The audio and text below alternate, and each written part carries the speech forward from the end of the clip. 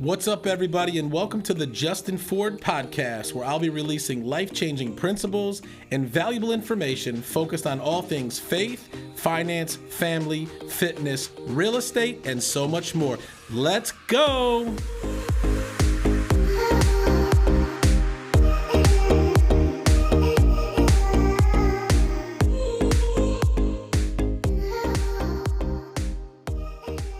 What's up, everybody, and welcome back to another episode of the Justin Ford Unleashed podcast. Super excited to be with you here again today. Hopefully you've been doing great since the last episode. If you guys are absolutely loving the show, do me a favor, go ahead and hit the subscribe button here on YouTube or hit subscribe on your favorite podcast platform. And if you're really loving the show, go ahead and hit the share button. Share this with any of your friends, your family. And if you haven't followed us yet, you can do that at the official Justin Ford. Again, at the official Justin Ford. I'm on Facebook, Instagram, TikTok, LinkedIn, YouTube, and also Twitter. And you can also leave us a 5-star review and tell us how you're loving the show. Got another great episode in store for you today. But before we get into that, wanted to remind you that this episode is brought to you by my friends over at Next Door Lending. Next Door Lending is a team of professionals that believe everyone should be treated as if they lived next door. The founders and team members have more than 150 years of combined experience helping clients all over the country choose the best loan program to help you accomplish your goals.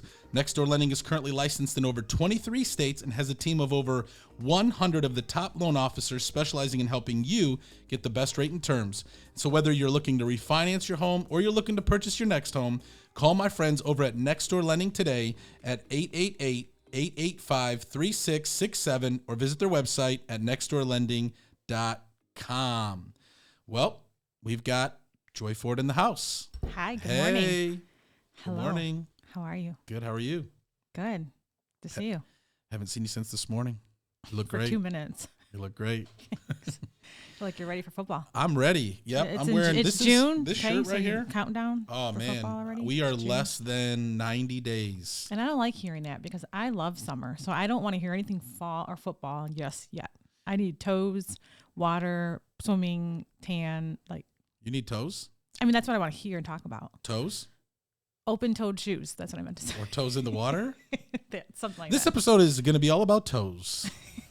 Clean toes. Definitely clean toes. No, but football is right around the corner, and I'm so excited.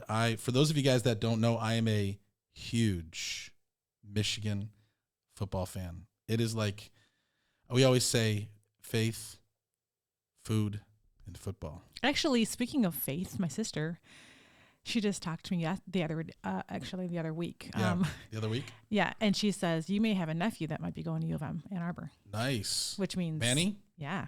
That'd be awesome. He's got his GPAs there. Like, everything's lining up. He's He's taking, he's doing sports, college courses that look good to have him get in at U of M. But this has to be the season, though, for Michigan football. The last 2 years, we've made the college football playoff. We've beat Ohio State the last 2 years in a row. Go Blue.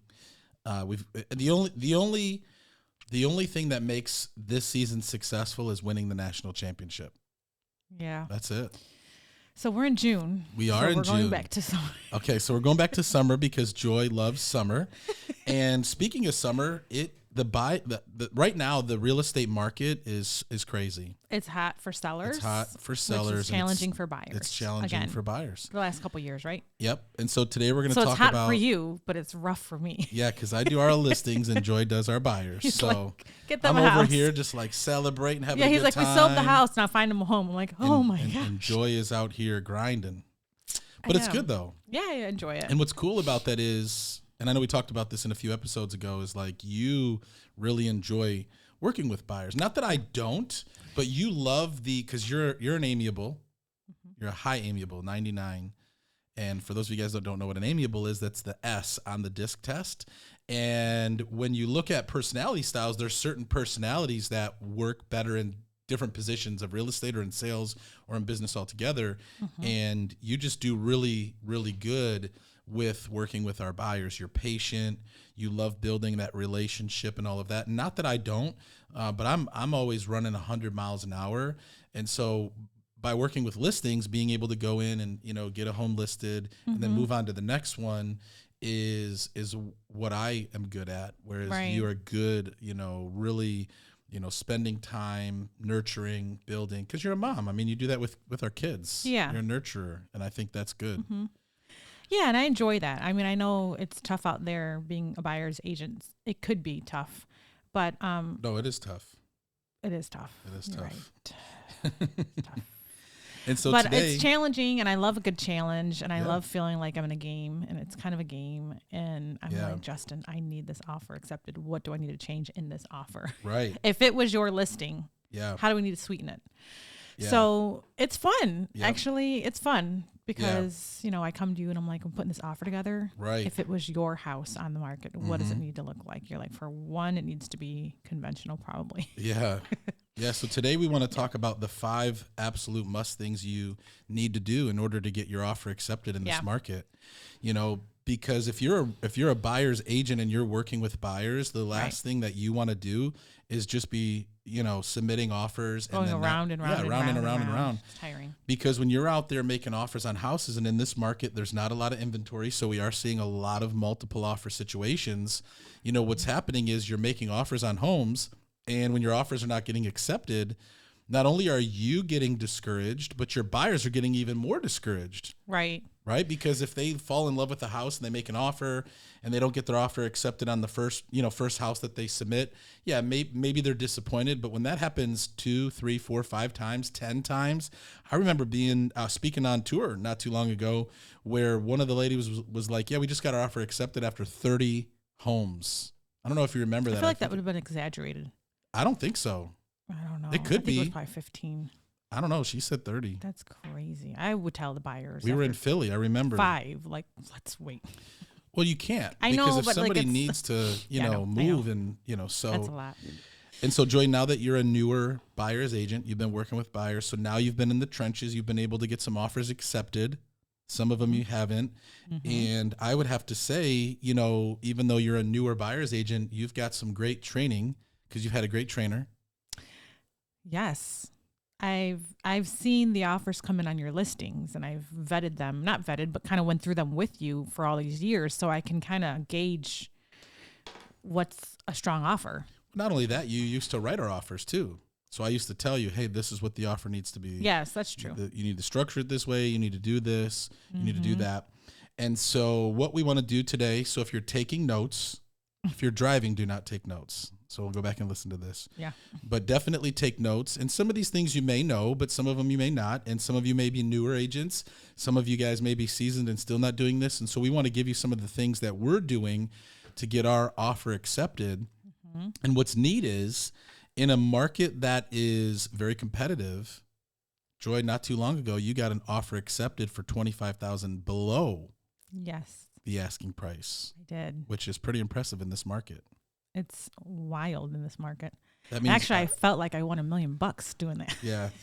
Again, you have a great trainer. Well, actually, I agree. You're a great trainer, but you didn't help me with this one much. I kind of did. Well, Well, you came to me and asked me advice. all you said was, worst thing they're going to say is no. Exactly. Which That's is great. true. That's great advice. It's great. He was like, just submit the offer. All they're going to say is no, or they're going to counter back. I would counter back Yeah. because it And- sounded like pretty like low. And I'm like, I'm embarrassed to send this offer. But he's like, it's correct. It's true. They're going to counter you back. And Yeah. it's going to be yes or no or come up to this. I'm like, yeah, it's true. And I've personally sold over I've been involved with over 650 real estate transactions. And so it's like, it's interesting how I know You do know. just by looking at where, like even in a counter offer situation, or if somebody I know exactly where usually it's going to land. Yes. And you almost and you every were time. right on too. Yeah. So I put this offer together and I'm like kind of embarrassed. It's the same agent we put an offer on from the previous house. So this agent had 2 homes Right. listed and we got a no on one of the one home. Yeah. Wasn't strong enough, which I kind of knew. But this one was on the market. Yeah. They took it off the market, put it back on, lowered it by $25,000, and then it was sitting there for already Right. some time. So And we came got in it. pretty strong. Yeah. Which was great. And you even did a few things to kind of, sweeten the deal, which sometimes you have to do, right? Is just, hey, we'll use your title company. Yeah, you didn't like that. No, I didn't like that. She did that. That was not a I part didn't even of. run that past him. I just said, hi, EMD. It was still FHA, actually. We were able to flip it Yeah, it was. We They were had going to flip it conventional at a conventional, but higher rate, but then with FHA, it was a lower rate, and you still got them. and to I just accept said that. they just can't go back. Yeah. They can't flip it to conventional and whatever. So high EMD, closing pretty soon, 5-day inspection. Guess what? What title company do you use? Let's keep it all under one umbrella. And that was not a part of the training because I did not. I added that to the training, and she added was that. like happy. Oh, we can make this work. Yeah. I said, great. Said don't do that Do you- again. I got slapped on the hand for that. Yeah, no. Well, whatever it takes, sometimes if that's what it takes to, get an offer accepted, and it helps, it's better to have. It may make the transaction go by smoothly when you're underneath one umbrella of a title company. Or it could be a nightmare. Joy was willing to take that chance. Well, I've heard of them before, so. Well, I've heard of a lot of things. It doesn't mean they're No, great. I've seen transactions. I feel like we've seen transactions. It's fine. I actually learned that from another agent years ago. That wasn't me, though. No, it was another agent that got I their know. offer accepted by us. I don't remember that. I do. I handled it. Anyways, It was beautiful. 5 things you absolutely must do to get your offer accepted in this market. Number 1, before you write an offer on a house, I would say even before you go show a house, you have to call the agent. That's key. Have to. Every time we see a house, Have to. I'm calling and texting the agent. Do you have offers? Right. Because I'm not going to waste my time. No. If they're about to accept one. And there's nothing worse Or than accept going one. to show a house, your buyer gets excited, and then right after you leave, it gets marked pending, and they Yeah. haven't accepted an offer. Yes. And that's the agent's fault, by the way, the buyer's agent's fault, because they didn't do their homework up front to see what was going on. Yes. So calling and texting and making sure you contact the agent. Do you have offers in hand? Yep. And if so, are you gonna set a deadline for offers? Yes. So you're Yep. going to do like a highest and best. Yep.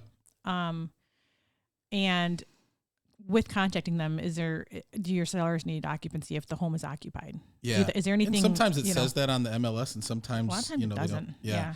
And so what I would say is you need to contact the agent before you go show the house. Know what you're up against. Know if there's any offers. Know if there's any deadlines. Well, actually, before you go.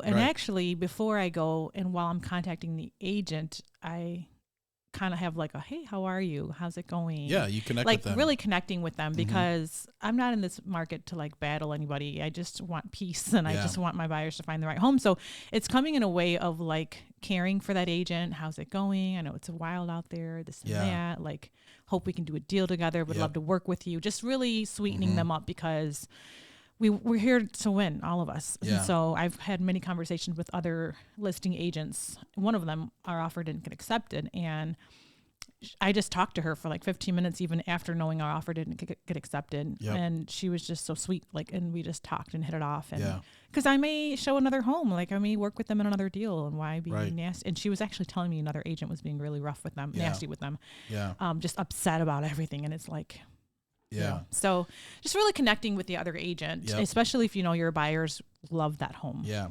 And I'll even back it up just a little bit further, and I probably should have said this one first, so Do you have your scratch that. your notes? The number one thing you should absolutely do before you even start going to look at homes is you have to do a buyer consultation. A buyer consultation allows you to find out all the information about your buyer, where they are financially, how much money they have available in case they have to do an appraisal guarantee, but also setting the expectation to let a buyer know what this market looks like. Yes. They have to know what is going on in the market. And what I do, and I'm going to do a whole episode on this, and so I won't give you all the details of the buyer consultation, but in the coming weeks, or maybe next month, I don't have it planned yet, is we're going to do a live buyer consultation. Enjoy, you're going to be the buyer. Sure. Yeah. Yeah, because Now, I might buyer ask you out consultations. on a date after the buyer buyer- consultation. Yeah. No. I might. But Well, anyways. Actually, I would accept that if we Yeah. go eat lunch right after podcasting recording. Well, we always do. Not today. Not today. But we always do, though. Yeah. But no, we're going to do a live buyer consultation. And then you have to set the expectation for your client up front, because the last thing that you want to do is when your client is making an offer is to say, oh, by the way, the market's hot and we're probably going to be facing multiple offers, and you're going to have to, offer $100,000 over the asking price, and you have to throw your dog into the offer and all this other stuff.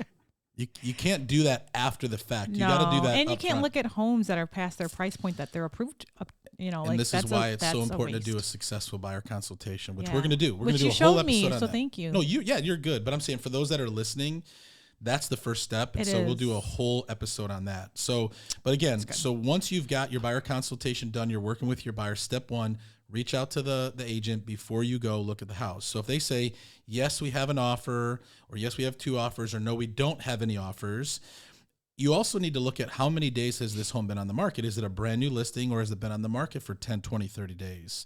And in this market, anything on the market, I'd say 7 to 10 days plus is like, it's crazy, but that's been sitting a while. That And it's is either a while. overpriced or something's wrong with it, right? Correct. Number 2, you go on the showing and your buyer likes the house, right? Mhm. The next thing you need to do is you need to call that agent back again. Oh, I do. Oh, Yeah. yes. As soon as I don't wait for feedback to give feedback. I will call the agent and give feedback Directly. as well. Yep.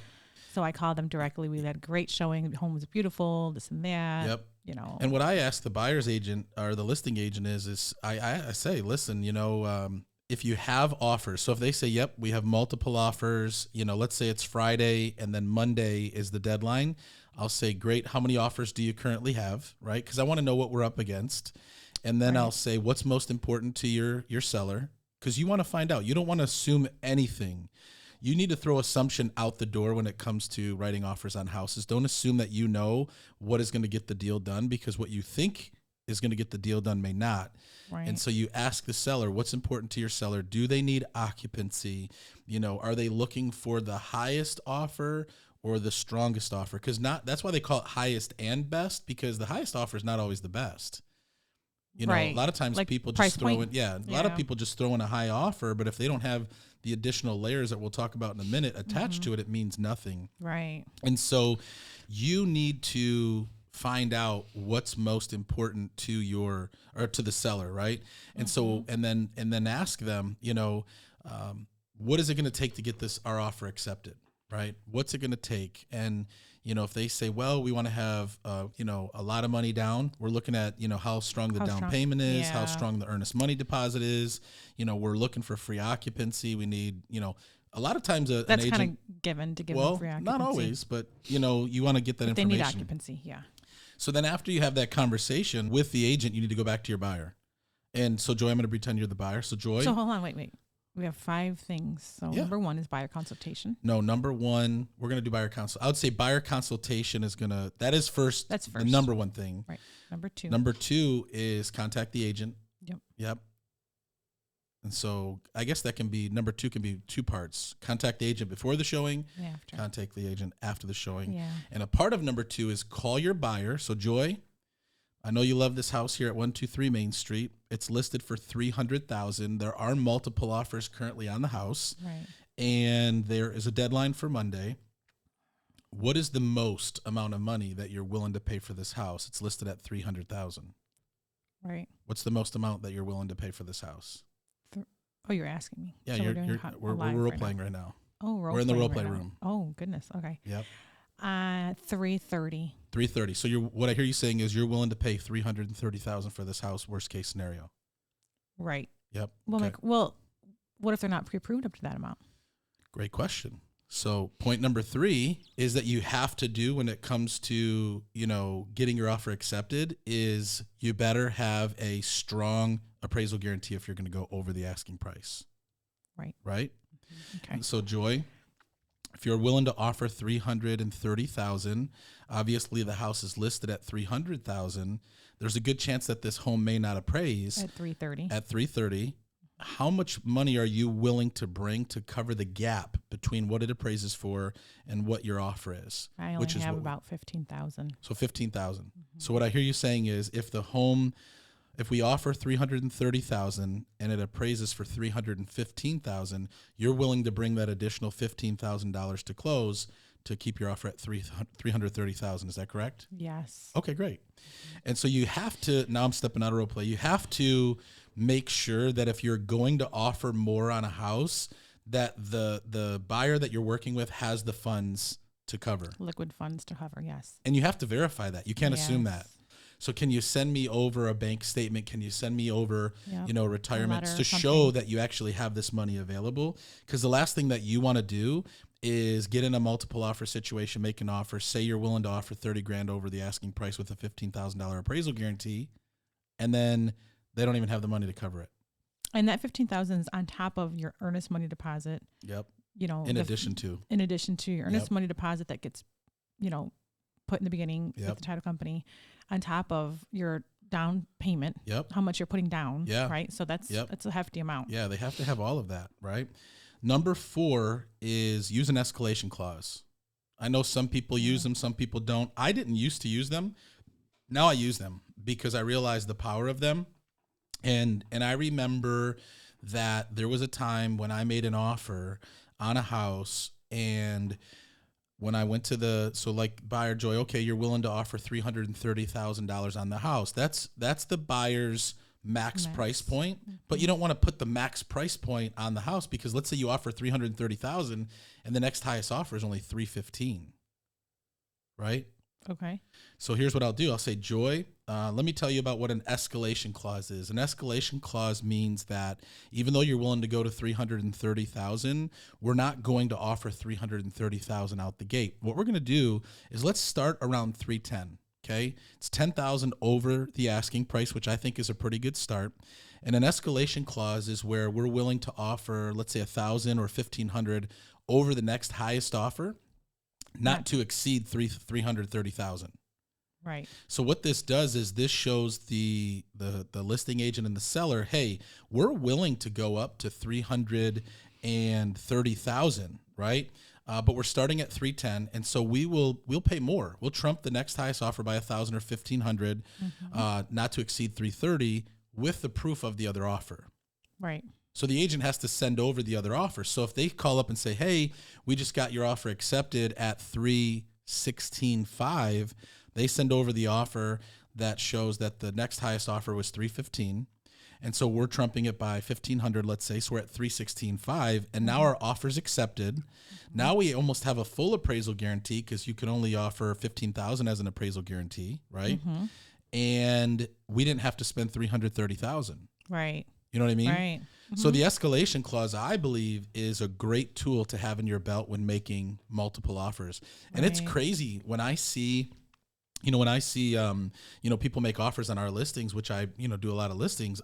It blows me away how many agents never call me, never want to know what they're up against. They just send in an offer. The offer is really loose. There's nothing in there that's attractive, and they offer way over the asking price with no appraisal guarantee. And I'm like, are you kidding me? Who's training you? Do they at least text you? No. I feel like you would respond to text more than calling. Well, call or text, zero. Some of them don't, right? And so I think that you have to have an escalation clause. And number 5 is, I'll put a couple more things in there that you can do, and what's interesting is, because I train and coach agents all over the country, some markets don't allow this. But I think writing a letter to the seller, like a 1 to 2 paragraph letter, just talking about, what this house means to them, talk a little bit about the family. We have an EXP team down in Toledo, and I was doing a training down there recently, and they're like, yeah, we can't add a letter, to our offers, because it, if steers them. It not only a steer, but like a discrimination. So if someone reads a letter and they're like, oh, I don't like, that this person is this or that or whatever. Or something. Okay. Yeah. But if you, here in Michigan, we can do it. And I actually had an offer accepted. This was crazy. So last year I made an offer on a house for a single mom, and she had a daughter. And when she made an offer on the house, there was 8 offers, and she could only go so high. She could only do so much of an appraisal guarantee. Right. And she just said, you know what, we're going to do our best. I said, okay, great. Write a letter. We attached the letter, sent it in, got a call the next day. The agent called me and said, I've never seen this happen ever before. You must have like a connection upstairs with the big man. I said, well, what do you mean? She says, you were the 5th highest offer, and my sellers read your letter and they prayed about it, and they decided to choose your buyer. Wow. 5th highest offer, 5th highest and best offer out of 9 or 8. And so that letter made a difference. Yeah. Yep. Another thing that you have to do is have your lender call the listing agent. Well, actually, I put them all in a text thread. Well, I'm not saying you. I'm saying what. Oh, yeah. You call or text. Have them on a text thread. No. You have to have your lender call the the listing agent. Here's why. Oh, call them. Okay. Yeah, call the listing agent so that the lender can let the listing agent know how strong of a loan approval that you have. And the lender, if you want to really take another step, is to make sure that the lender runs their information through desktop underwriting and get them conditionally approved before you make the offer. So all they have to do is find a home and do an appraisal, or an inspection and appraisal. Yeah. That makes a difference. Yeah. So there's a new tip for you. Sweet deal. Yeah, it's a sweet deal. You know what's an even sweeter deal? What, being married to me? That is very sweet. Gives me a cavity, actually. Actually, you like that one? That was a good one. Actually, how about like an inspection waiver though? Like I've heard. Hold on, don't cut me off just yet. I won't. I've heard. We'll touch on this. And then we'll wrap it up. I've heard some of my agents do a showing and they do a second showing. Yeah. I don't know how they get in the second time with this kind of market. Yeah. And the buyers will bring their builder or they'll bring an inspector and they'll talk to the agent before and say, hey, this hour and second showing is like a small little inspection. If that's okay, we're not getting into like major things. It's just going to like peek around extra. And they can do like kind of an inspection waiver, not fully waiving it all, but kind of like putting it in wording of inspection waiver. We're doing an inspection, but for informational purposes only. Yep. Which I think is good because that means you're not going to go back and try to beat them up on the price and ask for them to lower the price and ask for them to do a nitpick bunch all of repairs. These things. Yes. Because a lot of agents use that as a strategy where they'll go in and offer you the world just to beat you up at the inspection. So when you see an offer on your listing and it has a waiver, inspection waiver, or how they word it, informational purposes only, does that look pretty appealing? Yeah. And I think a lot of people are doing that now. And sometimes buyers elect to waive their inspection altogether, which we as agents can never, we have to tell them, hey, listen, if you decide to do this, there's obviously risk that if you find something down the road, but sometimes buyers will waive their inspection altogether because maybe the guy's a handyman, right? Yeah, maybe they're builders or they have an inspector in the family and they're not too worried about it. And so, but as an agent, make sure that you're doing everything that you can in order to put your buyer in the best position possible, right? Not every offer is going to be accepted, but if your offer doesn't get accepted and you haven't talked to the agent, right? You haven't told your buyer what's necessary in this market to get their offer accepted. If you're not having your lender communicate with the listing agent, if you're not doing all the things that should be done to build confidence in the listing agent and the seller, then it's your fault if your offer doesn't get accepted. But if you do all of those, it's true though, but if you do all of those things and you don't get your offer accepted, you know what I tell our buyers? Wasn't meant to be for them. Wasn't meant to be. We're going to find your house. The right one is out there. Yep. Just like I found you. How many offers did you put on them? How many offers I had to put in a lot of offers to find you. You had to jump through pretty couple amount of hoops. I don't even know what I just said right now.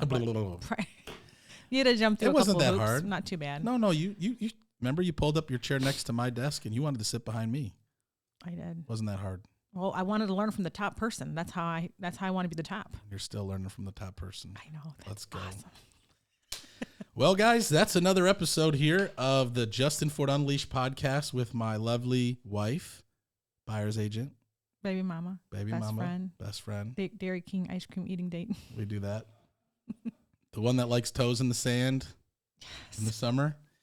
Another episode here, guys. 5 things that you absolutely must do in order to get your offer accepted. Make sure that you listen to this, write it down, and in the near future, we're going to do a live buyer consultation just to show you guys how we work with buyers.